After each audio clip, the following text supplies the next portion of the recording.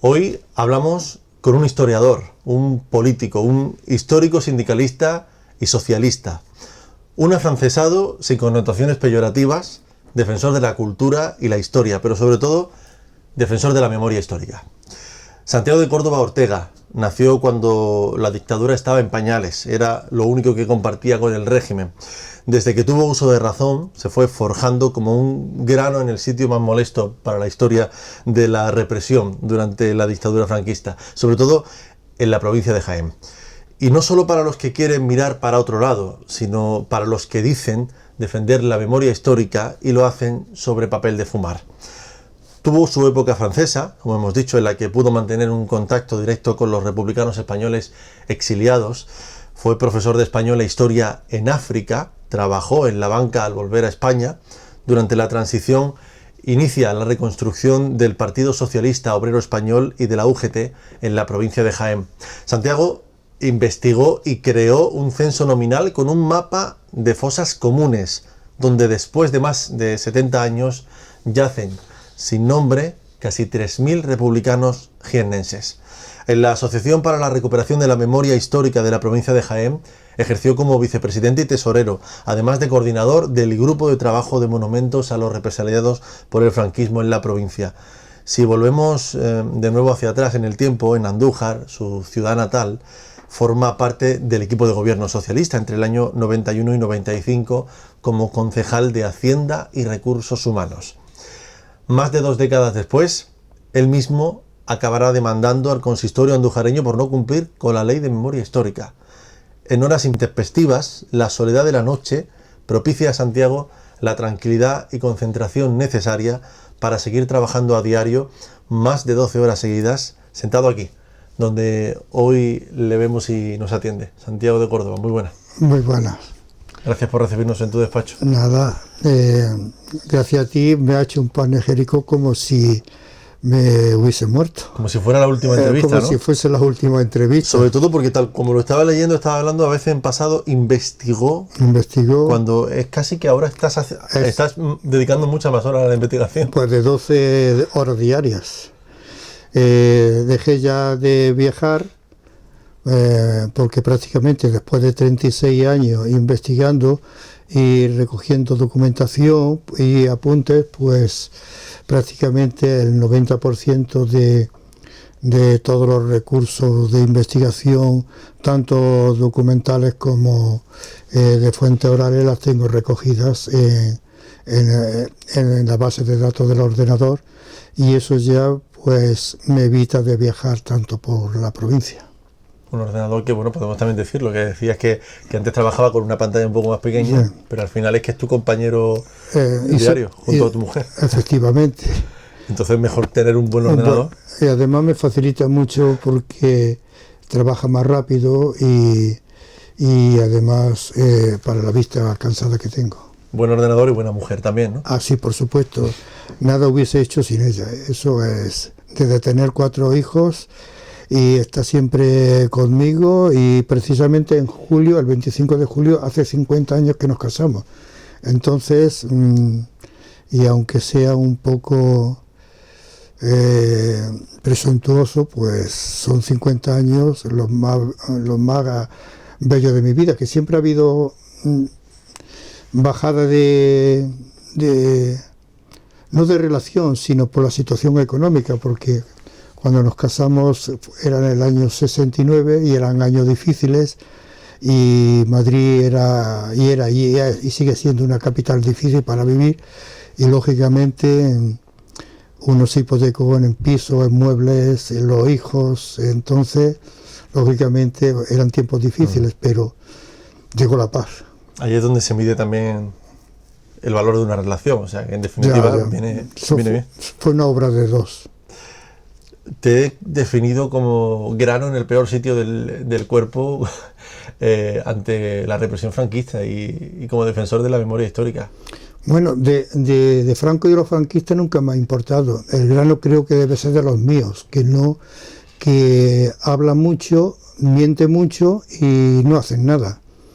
La prueba la tenemos en Andújar o en la provincia de Jaén, que en Andújar el santuario es un mausoleo al franquismo, es un versus Valle de los Caídos. En la provincia está llena de hitos franquistas, de calles con nombres franquistas. Los archivos de los ayuntamientos tienen cientos y cientos de nombres que son hijos predilectos franquistas, y por la ley de la memoria histórica no deberá ser así. Y eso a quien corresponde pues son a la mayoría de los ayuntamientos socialistas, que para eso ideológicamente le corresponde legalmente para cumplir la ley, y después sin olvidar que el 58% para ser más preciso, de los afiliados socialistas de UGT y PSOE sufrieron prisión o fueron fusilados. Entonces, pues un sentido de empatía política, como aquí en Andújar, que fusilaron a 2 alcaldes y 7 alcaldes socialistas, todavía está el colegio del Capitán Cortés, donde el alcalde pasa todos los días delante de él, no solamente el Capitán Cortés, sino en el mural de la parroquia de San Miguel, un mural con todos los signos franquistas, Viva José Antonio y compañía. Y después tenemos la Plaza de España, que se construyó desde el 1943 al 1946, pues tanto Correos como el edificio que es donde está el Capitán Cortés, pues le hicieron un batallón de trabajadores castigados. Mi padre, por ejemplo, estuvo durante 5 meses en el santuario obligado al desescombro del santuario. Un tío mío está sin permiso de mi abuela y de mis abuelos, están en el Valle de los Caídos con Franco, siendo un republicano de pro, afiliado a UGT y a la Juventud Socialista, o mi tío Luis, que estuvo durante 6 años construyendo carreteras en un batallón disciplinario. Entonces, ideológicamente y familiarmente, yo tengo que defender a mi familia y a mi idea, y la única forma de defenderla es trabajando y haciendo y exponiendo. Entiendo que te tira un poco de las tripas. Efectivamente. Es como si me diera un puñetazo en el estómago. Bueno, hemos desordenado la entrevista y cuando lo hago es porque de repente al minuto de iniciarla me siento cómodo, así que vamos a seguir así. Sí. Así que vamos a seguir hablando de memoria histórica, del caso de Andújar, si no te importa. Y luego acabamos pues con cosas buenas, con buenas noticias de más recientes que tú me adelantabas antes de la entrevista y queremos compartirlas también con la gente que nos está escuchando y nos está viendo ahora mismo. Vamos a contextualizar un poco lo que has introducido, aunque tampoco tenemos mucho más tiempo para dedicarle, pero sí que para que la gente lo sepa. Tú elaboraste un informe con el inventario de símbolos franquistas y de la guerra civil en Andújar para el ayuntamiento de aquí, ¿no? Efectivamente. Tanto Paco Huerta, que entonces era secretario general, que sigue siéndolo, y estaba en la oposición, como Juan Antonio Sáez, el coordinador de Izquierda Unida, me pidieron que hiciera que confeccionara un catálogo de todos los hitos franquistas. Confeccioné un catálogo de 567 hitos que estaban comprendidos en los artículos 13, 15 y 16 de la Ley de la Memoria Histórica, la Ley 52/2007. Comprendí de que hacer un catálogo no era pedagogía suficiente para que los vecinos de Andújar comprendieran el por qué ese catálogo había que llevarlo a práctica quitando esos hitos. Entonces hice un estudio desde el tiempo de la República, el por qué fue en las causas materiales, sociales y políticas que nos llevaron a la guerra, y después en la posguerra, y compromiso de que fue alcalde y también de Izquierda Unida, era para servir de pedagogía para el público, publicar el libro, cosa que no han hecho. Y solamente lo que han hecho es eliminar un 7% de los 567 hitos y además mintiendo públicamente en los periódicos, en el IDEA y en el GEN, diciendo al concejal de presidencia del gobierno municipal que gracias a que habían quitado los hitos, 500 hitos, se había retirado la demanda que presenté en contra del ayuntamiento, cosa que es mentira. ¿Por qué es mentira? Porque primero que 500 hitos del artículo 15 no existe, existe 326. Segundo, que han quitado solamente 32 de 500. Y después que no se retiró la demanda en el juzgado de contencioso administrativo, porque el juez entendió de que, llevando razón, no tenía la suficiente, digamos, legitimidad como persona física para presentar esa demanda, sino que la tenía la Asociación para la Recuperación de la Memoria Histórica, que no han hecho nada, y también cualquier concejal del ayuntamiento, que tampoco ha hecho nada, ni del PSOE, ni de Izquierda Unida, y por supuesto no esperemos nada del PP. Bueno, recordemos, tú ya lo has comentado, que hace unos años el ayuntamiento retiraba, como decías, hitos y símbolos franquistas de responsabilidad municipal. Bueno, cumpliendo, dicen, en la ley de memoria histórica, se hace una distinción entre todos esos elementos dentro del municipio con respecto a los del santuario. Eso entiendo que no corresponde al ayuntamiento, ¿o sí? Vamos a ver, hay una cesión, parte del perímetro del santuario, que hubo un convenio que creo que se celebró en diciembre del año 91 o 92, no me acuerdo bien. Yo estaba de concejal, pero a mí me pilló en Madrid como concejal de Hacienda buscando recursos en la Dirección General de Administración Local, entonces no pude asistir a ese pleno. Y en ese pleno se aprobó pues un convenio con la Administración Central, propietaria de patrimonio de parte del santuario, de que el ayuntamiento se quedaba para la conservación de todo el entorno, y parte de eso después se ha cedido al ayuntamiento y forma parte del suelo público del ayuntamiento. Entonces, esos hitos que hay en ese suelo los pueden quitar.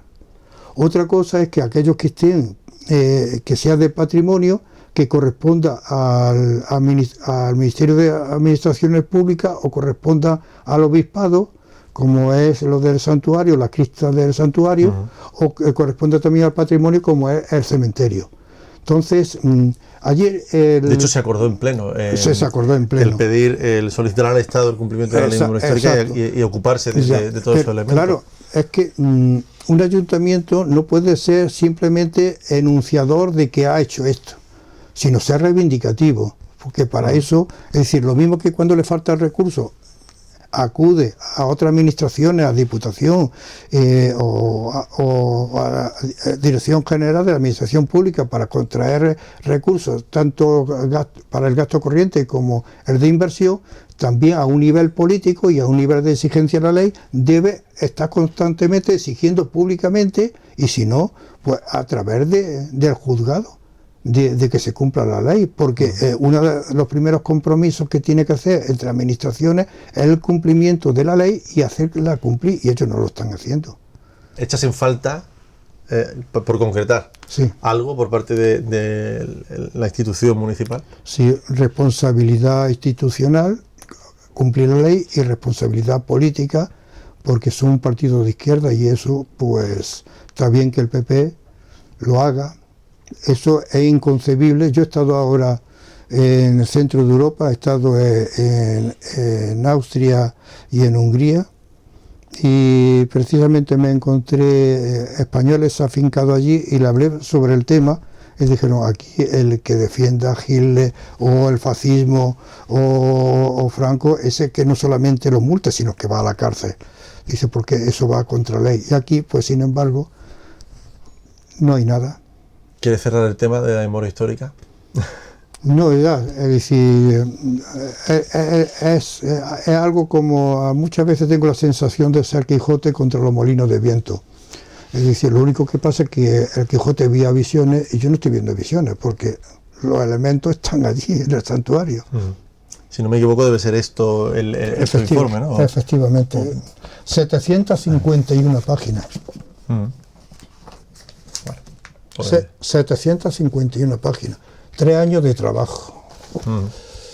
Bueno, pues pasamos página por tanto, Sí, para- porque ya que has hablado de, Sí. de un trabajo, en este caso no publicado, pendiente de ello, sí que podemos hablar de trabajo publicado. Bueno, Sí. de hecho eres autor de numerosos libros, libros que giran en torno a temas muy concretos, la historia contemporánea de Andújar, el estudio del movimiento obrero en la provincia.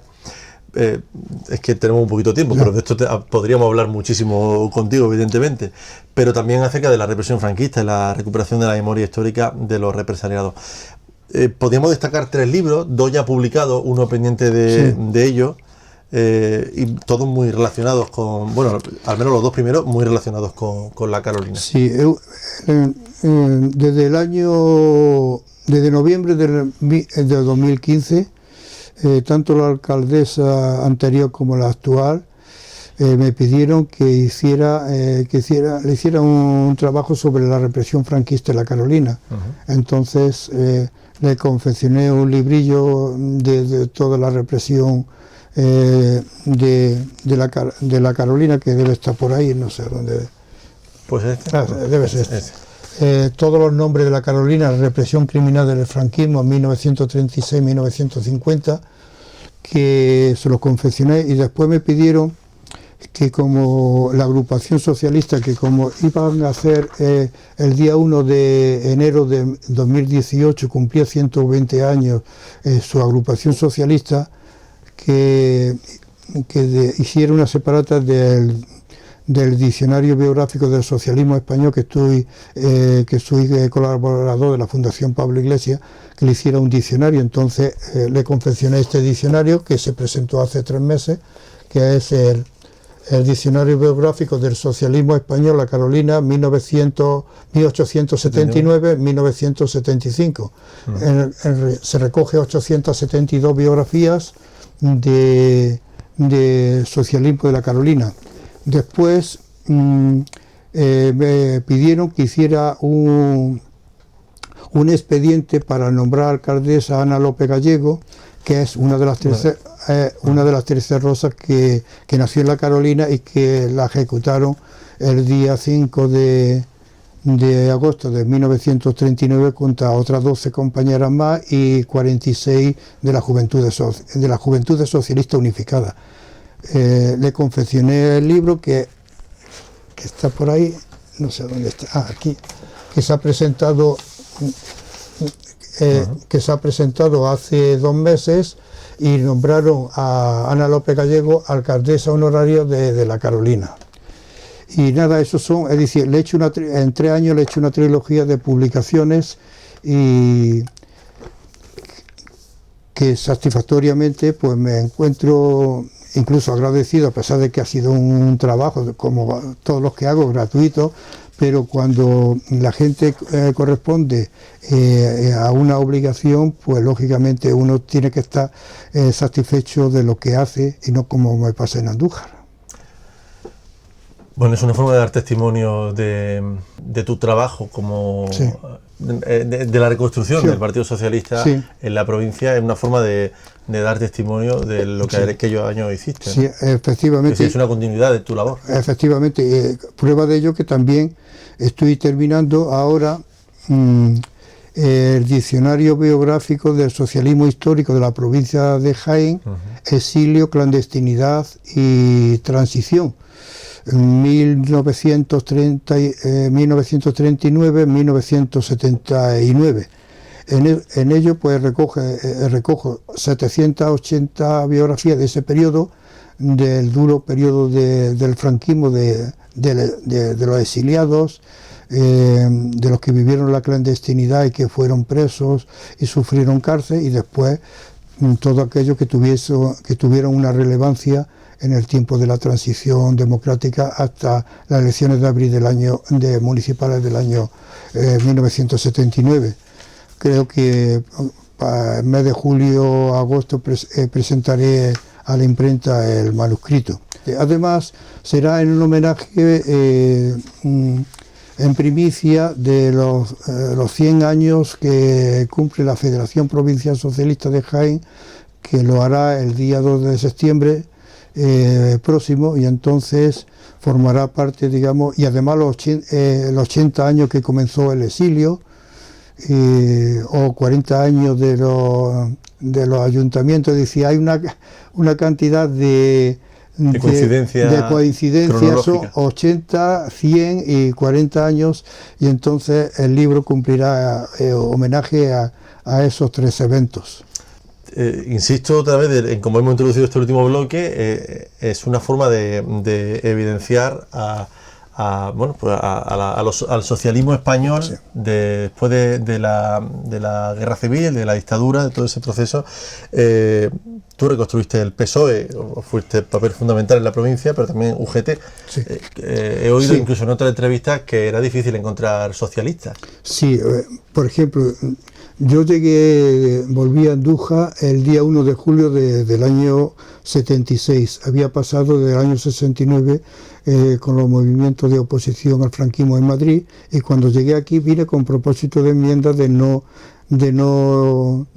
meterme más en jaleos, puesto que ya me había percibido el Banco Central de que si seguía así de esa forma que me despedían, y me lo avisaron. Entonces elegí venirme a Andújar para vivir de tranquilidad. Porque venías arrastrando una vida sindicalista muy activa, muy peligrosa, puesto que tenía familia, tenía compromisos, digamos, de pago, el piso pendiente de pagar. Entonces, si me echaban del banco y me metían en la cárcel, porque entonces los procesos eran meterte en cárcel y procesarte por propaganda ilegal o contra el régimen, pero entonces me vine a Andújar, pero al mes empecé a recorrer la provincia de Jaén, reconstruyendo PSOE y UGT, y por ejemplo la acta, por ejemplo, de constitución de UGT y PSOE de Andújar la firmé, como la de Marmolejo, Villanueva la Reina, Arjona, Lopera, y todo eso, pues es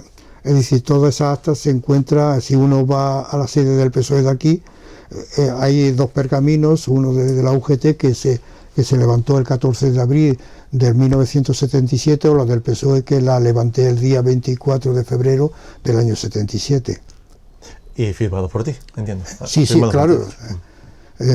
Además, yo, por ejemplo, fui el secretario de acta, era secretario de los despachos jurídicos laborales desde marzo del 77 de la UGT a nivel provincial.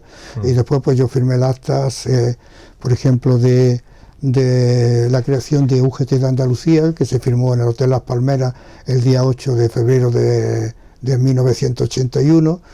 Y en fin, he sido un currante de mi trabajo, pero sobre todo del pensamiento que he llevado siempre de la ideología socialista. Además, con un gran respeto hacia el Partido Comunista y a todos aquellos que incluso siendo de derecha, que siendo de derechas, han tenido un comportamiento durante la transición y antes de la transición muy democrático, y gracias a esa unión de gente de derecha con pensamiento democrático y a la izquierda lo mismo, pues la transición fue dura, pero fue lo suficiente para por ejemplo, muchas de las biografías que hay ahí son personas sencillas, normales, que sufrieron mucho paro, que sus hijos murieron a corta edad por falta de medicina, que no cumplieron sus sueños y que, sin embargo, gracias a la transición, ahora sus descendientes están viviendo el sueño, por lo menos, de un estado de bienestar, de democracia, de libertad, y además de opciones, aunque el paro y la situación económica en España pues sigue siendo todavía defectuosa. Estamos dando saltos por tu biografía, tú me lo permites. Sí. Tu pregunta. Lo digo porque como la excusa, el motivo por el que hemos querido realizar esta entrevista es en torno a la conmemoración de la memoria histórica aquí en Andalucía, y he mencionado antes que formaste parte, o formas, no sé, te lo quisiera preguntar ahora, ejerciste como vicepresidente y tesorero en su momento de la Asociación para la Recuperación de la Memoria Histórica de la provincia de Jaén, además de haber coordinado un grupo de trabajo que, si quieres, me lo comentas ahora. Quisiera saber, a día de hoy, cuál es tu relación con esta asociación y qué papel crees que desempeña o debería desempeñar. Ninguna, puesto que son solamente lo que hacen que cuando llega el 14 de abril o el 1 de diciembre proyectar películas de estas baratas de cine histórico que no tiene, que son simples películas de propaganda, o celebrar actos en los monumentos que se han erigido en Villacarrillo, Cazorla, Mancha Real, Jaén, Linares, La Carolina, aquí en Andújar, en Porcuna, en Lopera, en Martos y en Alcalá la Real. Entonces, actos donde están presentes UGT, comisiones y el PSOE y Izquierda Unida, depende de cómo se lleven cada uno, y están prestos para estar en la foto, es decir, está en la foto pero sin hacer nada. Prueba de ello que si ellos hubiesen querido, hubiesen puesto la demanda para quitar los hitos aquí en Andújar y no lo han hecho. Lógicamente eso me decepciona, puesto que yo he recorrido todos los sitios donde hubo fusilamiento en la provincia de Jaén, con viejos socialistas y comunistas que vivieron la represión, y familiares suyos fueron fusilados, y aunque fueron enterrados en fosas comunes, sabían el lugar, y recogiendo esa información, pues la Junta de Andalucía clasifica 24 fosas en la provincia de Jaén cuando son 32, es decir, son 32 puesto que las tengo documentadas. Ese ha sido el trabajo que he llevado en la memoria histórica. Y sobre la Asociación para la Recuperación de la Memoria Histórica de Jaén, que fui fundador, que se fundó el día 10 de octubre del 2003, pues como no han hecho nada, no me importa ni les sigo. Hace unos meses, esta es la segunda vez que visito tu casa, sí, y tu despacho. Hace unos meses pues hablábamos de qué podíamos hablar en esta entrevista, veíamos el motivo para ver dónde encajarla temporalmente, y bueno, el destino ha hecho que acabe en este día.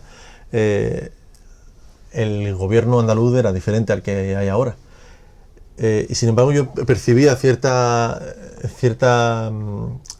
cierto pesimismo en esto de recabar en la memoria histórica, de hacer justicia sobre ella. ¿Cómo anda tu pesimismo a día de hoy? Pues como antes era pesimista y ahora pues sigo siendo lo mismo. Antes era ¿Más pesimista, acentuado o no? Pues ya prácticamente es que paso de pesimismo, es decir, por una razón, porque lo que tenía que hacer lo he hecho. Y cuando una persona hace lo que puede, incluso más, pues no tiene necesidad de fustigarse como si fuese un monje de clausura, ¿no? Entonces les dejo esa obra de responsabilidad pues a la Asociación para la Recuperación de la Memoria Histórica, que debiera darle vergüenza, o a los partidos políticos, tanto a Izquierda Unida como a Podemos, a todos los que conforman la izquierda política y social de Andalucía. Es decir, yo no soy pesimista, es que me da exactamente igual lo que hagan unos otros, porque lo importante es que uno tenga conciencia de haber hecho bien las cosas. Y yo tengo esa conciencia y por eso no tengo ningún remordimiento. Apenas hemos hablado, y ya es que se nos ha acabado el tiempo, pero apenas hemos hablado de la vida de Santiago de Córdoba Ortega, pero bueno, hay muchas formas de conocerla, ¿no? Tu biografía está incluida en numerosos sitios, y una de las noticias buenas, agradables, que queríamos que nos comentases, y con eso casi cerrar la entrevista, es que el Ministerio de Cultura, en el portal de Archivos Españoles, ha incluido en su web la biografía de Santiago de Córdoba. Bueno, breve reseña, como una de las autoridades en el Archivo Nacional de la Memoria Histórica de Salamanca. La entrada que hacen se relata brevemente tu biografía, como decimos, como sindicalista, político, historiador, y en otro apartado, en la Biblioteca Nacional, se catalogan también algunas de tus publicaciones. Sí, efectivamente, es una satisfacción personal muy grande, porque en definitiva, cuando uno trabaja y no lo reconoce, pues la satisfacción sigue siendo buena, puesto que uno hace lo que lo tiene que hacer. Ahora, si después viene el Ministerio de Cultura y te introduce dentro de un lugar donde solamente se incluye mediante convenio internacional de la UNESCO, que tiene que tener unos ciertos requisitos y un apoyo institucional, de autoridad científica. Yo lo he tenido de 3 profesores de la universidad, dos de Jaén y uno de Madrid, después 2 fundaciones, la de Francisco Largo Caballero y la de Pablo Iglesias. Entonces, cuando uno ha tenido esos apoyos y ese reconocimiento público a nivel internacional, pues estoy contento. ¿Por qué decir que a nadie le amarga un dulce? Pues Santiago de Córdoba, no sé si quiere añadir algo más, algo que te apeteciera contarme. No, simplemente un ruego pues a la comunidad docente de Andújar, especialmente del Colegio Capitán Cortés, de que es una vergüenza de que su hijo y el profesorado estén enseñando con el nombre de alguien que fue un sedicioso y que traicionó a la República y que fue la causante de mucha muerte, no solamente de personas que pensaban como él, de nacionales, sino de republicanos. Entonces, reconocer a un personaje de ese calibre, tenerlo como titular de un colegio público donde enseña a nuestros hijos, pues es una auténtica vergüenza, y en eso tenía que tomar conciencia los padres de esos alumnos como el profesorado, porque otro sentido no tiene que esté el Capitán Cortés ahí. Pues ya lo ven, no aguanta ni 10 segundos seguidos sin hacer sus reivindicaciones, bueno, cosa que aplaudimos también, ¿por qué no, Santiago? Ya. Te agradecemos muchísimo que nos haya atendido y que a ti, nos haya Raúl, acogido aquí en tu despacho. Y a tu medio, y que si algo ha quedado de lo que hemos hablado, pues bien sea. Así sea.